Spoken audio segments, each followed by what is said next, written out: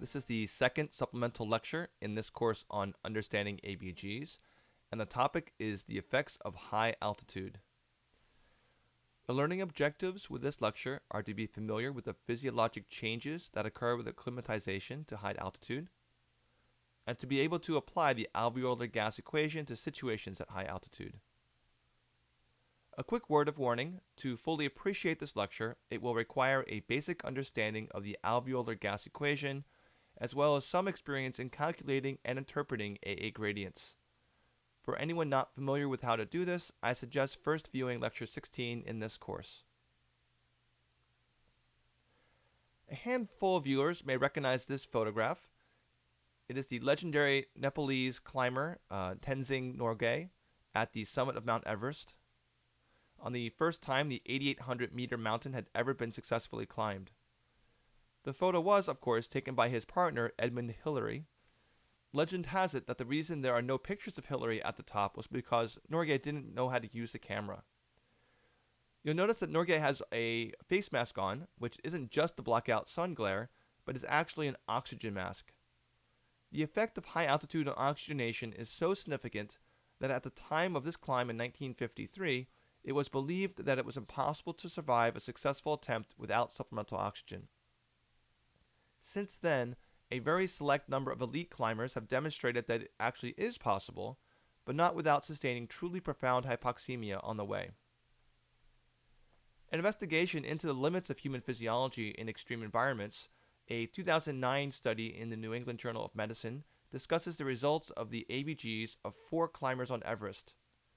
Apparently, conditions were too severe at the summit to safely acquire arterial samples there, but they did manage to get samples at 8,400 meters from femoral sticks, if you can imagine that.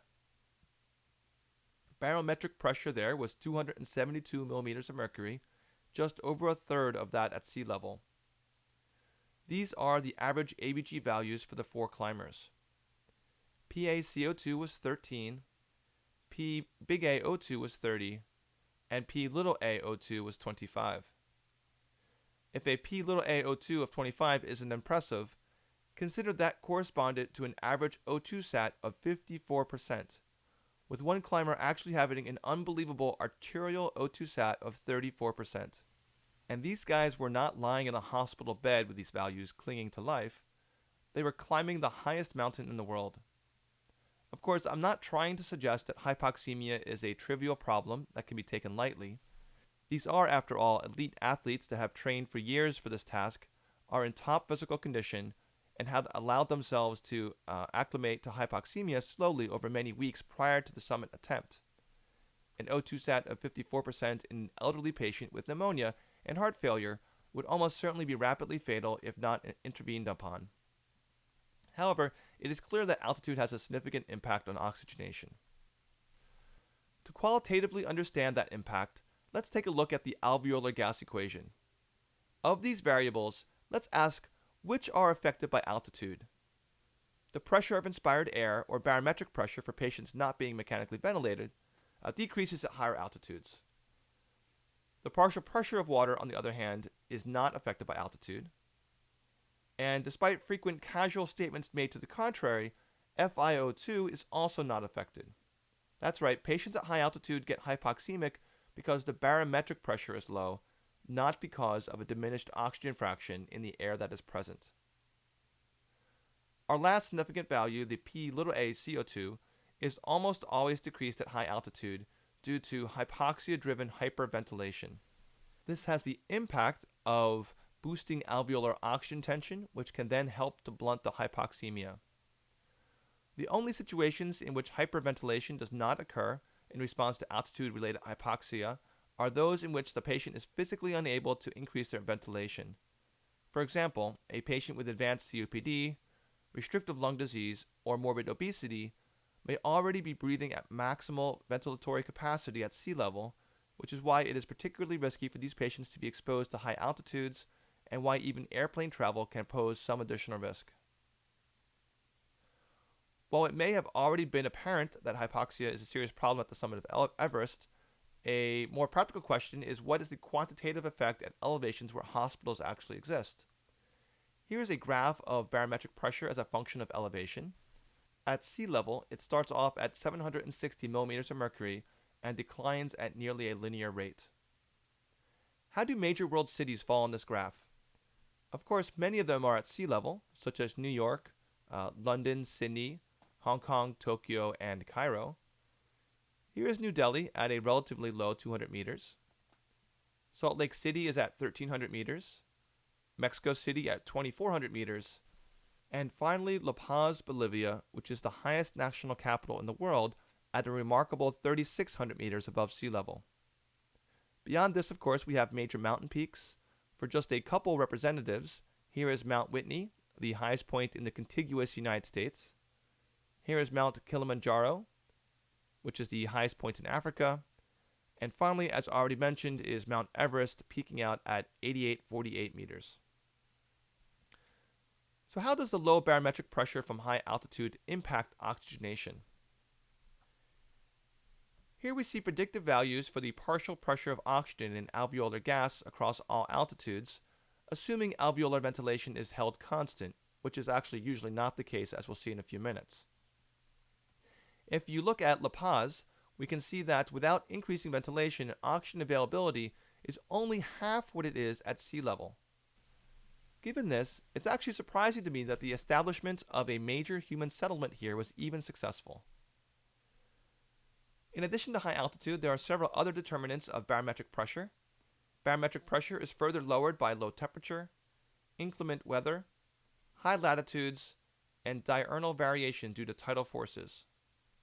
Of these, only the first two are primary factors. The explanation for why pressure is lower at high latitudes is beyond the scope of this talk, but arguably the only major mountain for which this is an issue is Denali, the tallest point in North America, which sits at 63 degrees north, just below the Arctic Circle. In order to survive at high altitude, humans have evolved the capacity for acclimatization. Acclimatization refers to a collection of adaptive physiologic responses to high altitude that increase oxygen delivery. This is a very complicated process about which entire textbooks have been written. However, the four most clinically significant mechanisms of acclimatization are: first, increased ventilation, which decreases P(a)CO2 and thus, as we can predict from the Alveolar Gas Equation, increases P(O2). This process starts immediately once the hypoxic threshold has been reached, but requires 4 to 7 days to reach maximum effect. Second, an increase in sympathetic activity raises cardiac output, predominantly through increased heart rate, but also from increased myocardial contractility. After 1 to 2 days, this increase in cardiac output becomes blunted by decreased preload caused by a bicarbonate diuresis and by suppression of aldosterone. Third, over days to weeks, increased erythropoietin levels lead to increased hemoglobin, which works to increase the oxygen carrying capacity of blood. And finally, an increased level of 2,3-DBG in red blood cells leads to a rightward shift of the oxygen hemoglobin dissociation curve. This specific effect is discussed more in Lecture 19. Let's take one more look at the effect of altitude and oxygenation.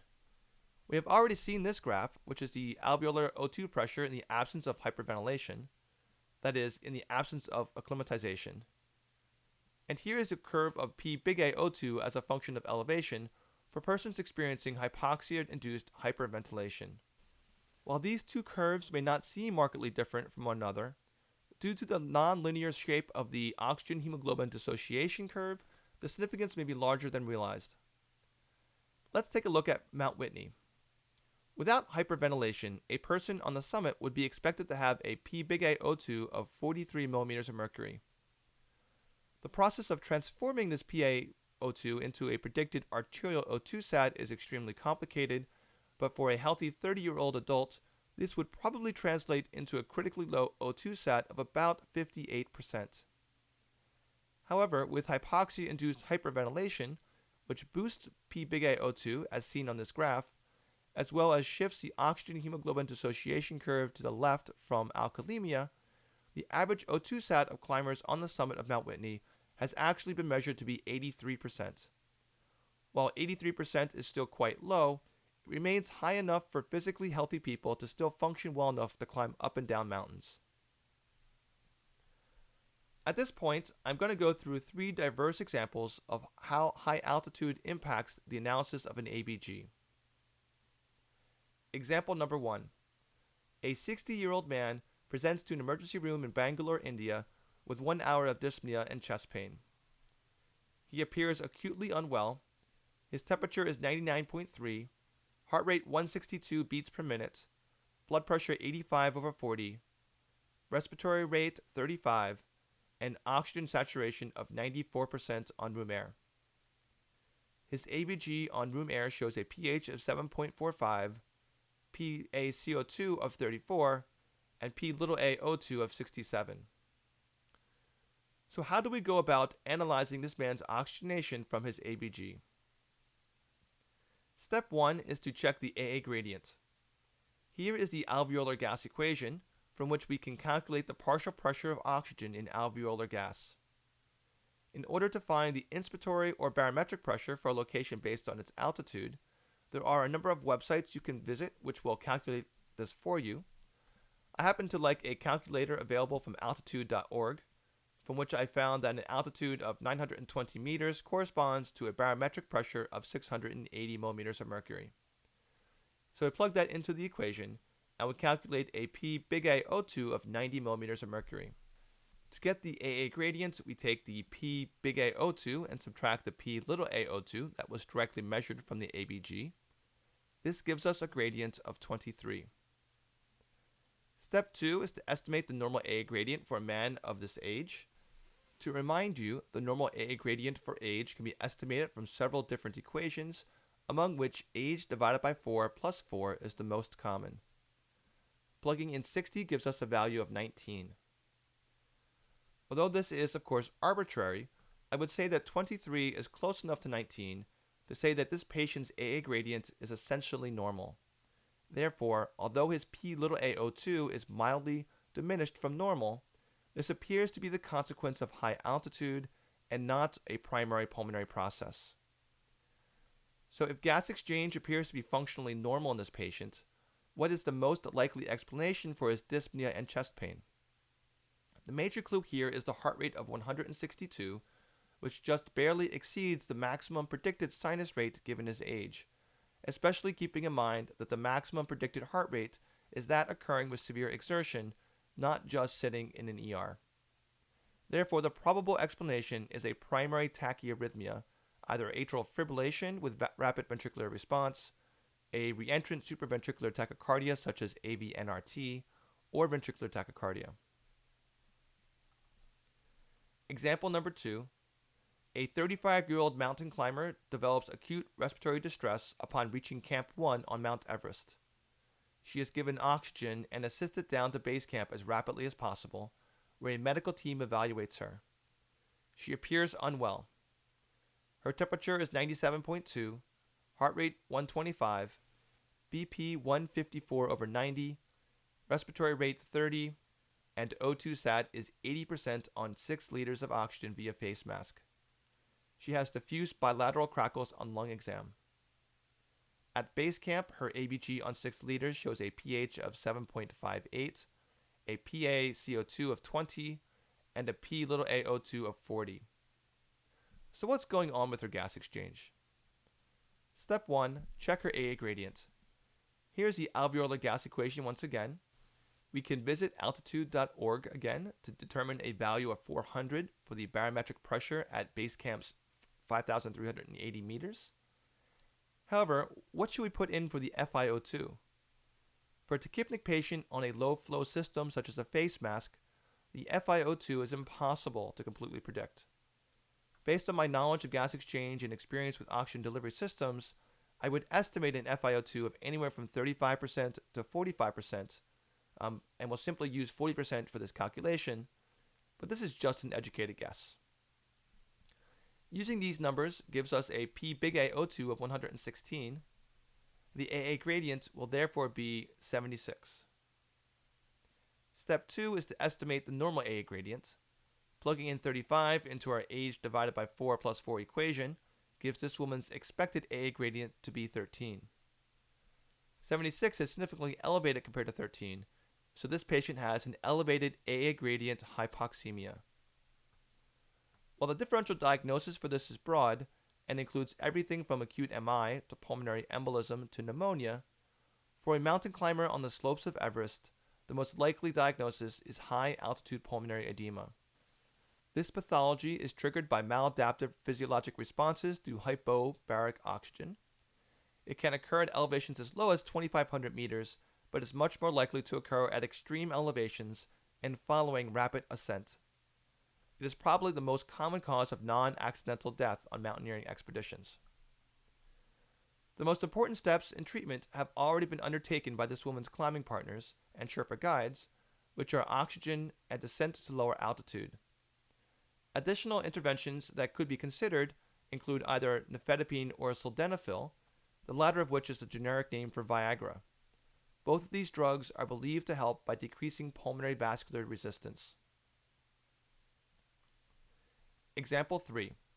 A 65-year-old man with COPD, not on home oxygen, comes to his primary care clinic in San Francisco to ask if it would be safe for him to drive to the top of Pikes Peak during an upcoming trip to Colorado.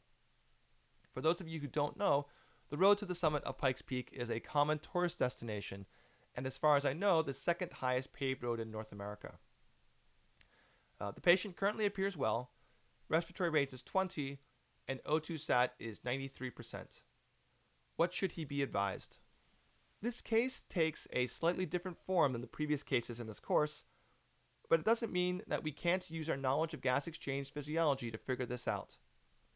You may want to pause the video here and give yourself a minute or two to think about how you would answer this question. There are multiple different approaches that one could take. In my approach, there will be a number of assumptions and simplifications, but I think the first step needs to be acquiring a better understanding of the patient's gas exchange at sea level. So here's a baseline ABG at sea level. pH 7.36, PaCO2 45, and PAO2 66. Let's next check his AA gradient. Here's our alveolar gas equation. Plug in the numbers and we get a PBigAO2 of 94. This makes our AA gradient equal to 28 millimeters of mercury. I won't formally calculate normal AA gradient, but this value of 28 is modestly increased. For step 2, let's estimate his PBigAO2 at altitude. We'll plug in 458 for the barometric pressure at the summit of Pikes Peak. For the PaCO2 at altitude, you'll need to estimate this. A PaCO2 of 25 is kind of what a healthy young person might be able to achieve in this circumstance. And because I want to be as generous as possible with letting this man enjoy his trip, this is the value I'll plug in. Keep in mind, however, that a patient with COPD, whose baseline PCO2 is already starting to get on the high side, will be highly unlikely to be able to maintain a PCO2 of 25 for very long. But if we do use 25, we get an estimated PBigAO2 on the summit of 55 millimeters of mercury. With this, we will estimate his PAO2 at altitude. The PAO2 will equal the PBigAO2 minus the AA gradient. We already have a baseline sea level AA gradient. Does this change with acute increases in altitude? We actually don't really know. I would have initially guessed that the gradient would worsen at higher altitudes due to a dysregulation of hypoxic vasoconstriction leading to worsened VQ mismatch. However, there is some limited empiric data suggesting it may actually improve ever so slightly as part of the process of acclimatization, though such improvement may take days to weeks and will therefore not be relevant for this man who will drive to the top in a matter of an hour or two. Therefore, his expected AA gradient at the Pikes Peak summit will be 55 minus 28, or an exceptionally low 27. The final step will be to estimate the expected arterial O2 sat at the summit based on the PAO2. This calculation is beyond the scope of this talk, but there are a number of websites which can help with this. I use a very simplified one published by the Pediatric Critical Care Department from Cornell University. Using this, we can translate the PAO2 of 27 into an O2 sat in the neighborhood of 50%. And remember, this was even being generous and assuming that he could blow down his CO2 to 25. So therefore, what is our advice for this patient? High elevation is off limits to COPD patients with abnormal gas exchange at baseline. Almost certainly, this particular patient would become severely short of breath on the way up the mountain and just turn around. However, if for some reason he pushed himself to get to the top, or instead took the Pikes Peak Cog Railway, it would be an extremely dangerous situation. Now, some of you who are familiar with Colorado may know that the entire state actually lies at high altitude, and may therefore wonder, is it safe for this patient to travel to Colorado at all? To answer this question, let's do the same analysis we just did, but instead of using Pikes Peak's elevation of 4,300 meters, we will use Denver's of 1,600. For the first step, we already calculated the baseline A gradient at 28. Here is our estimate of P big A02 at 1,600 meters, where barometric pressure is 633. This time we will use a more realistic hypoxia-induced PaCO2 of 35. And our estimated P big A02 for this patient in Denver is 79. So the P little a02 in Denver is 79 minus 28, or 51. The final step will be to estimate arterial O2 sat for him in Denver. Go back to whichever web tool you used before. With Cornell University's, a P little a02 of 51 translates to an O2 sat of approximately 86%. So how should this patient be advised regarding any form of travel to Colorado? An O2 sat of 86% certainly sounds low, and it is, but it's probably not as dangerous as our gut feeling tells us it should be. For patients in the hospital who are acutely ill with some pulmonary process, an O2 sat of 86% is much more concerning for a number of reasons. First, it suggests that whatever acute process is causing hypoxia may be a relatively severe pathology. For example, a pneumonia associated with hypoxia is, on average, more likely to lead to worse outcomes than a pneumonia not associated with hypoxia. Another reason to be concerned about hypoxia in the hospital is that acutely ill patients may be less able to make counterbalancing physiologic changes, such as increasing minute ventilation and increasing cardiac output. These are some of the same changes done during acclimatization. Finally, for a whole host of reasons, the majority of patients in the hospital are anemic, and the combination of anemia and hypoxia is much more detrimental towards tissue oxygenation than either process alone. The bottom line is that for this patient, travel to Denver is probably safe, but he should be counseled regarding its risks and should consider the use of portable oxygen while there. That concludes this supplemental lecture on the effect of high altitude on ABG analysis. The next supplemental lecture will discuss the respiratory quotient.